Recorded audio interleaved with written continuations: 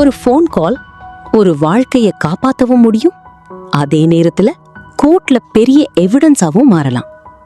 இப்போ நிறைய பேர் ஃபோன் கால்ஸ் ரெக்கார்ட் பண்றாங்க.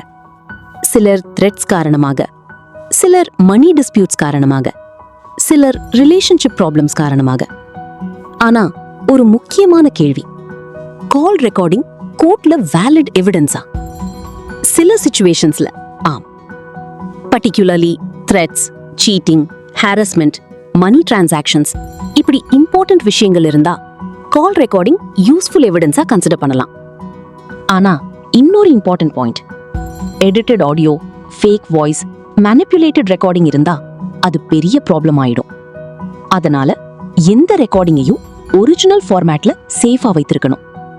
மேலும் அன்னெசரியா யாரோட பிரைவேட் கால்ஸ் மிஸ்யூஸ் பண்ணாதீங்க. சைபர் லா இஷ்யூஸ் கூட வரலாம்.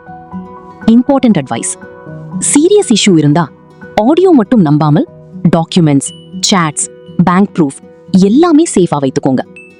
லீகல் இஷ்யூ வந்த பிறகு எவிடன்ஸ் தேடுறதுக்கு பதிலா முன்னாடியே கேர்ஃபுல்லா இருக்கணும். இந்த வீடியோ யூஸ்ஃபுல்னு நினைச்சா ஷேர் பண்ணுங்க. லீகல் ஹெல்ப் அல்லது எவிடன்ஸ் வெரிஃபிகேஷன் தேவைப்பட்டா எங்களை காண்டாக்ட் பண்ணலாம். மேலும் பயனுள்ள சட்ட தகவல்களுக்கு ட்ரஸ்டட் லீகல் அட்வைஸின் தமிழ் சேனலை ஃபாலோ செய்யுங்கள். வீடியோ பிடித்திருந்தால் லைக் அண்ட் சப்ஸ்கிரைப் பண்ணுங்க. உங்கள் கருத்துக்களை கமெண்டில் பகிருங்கள். நன்றி.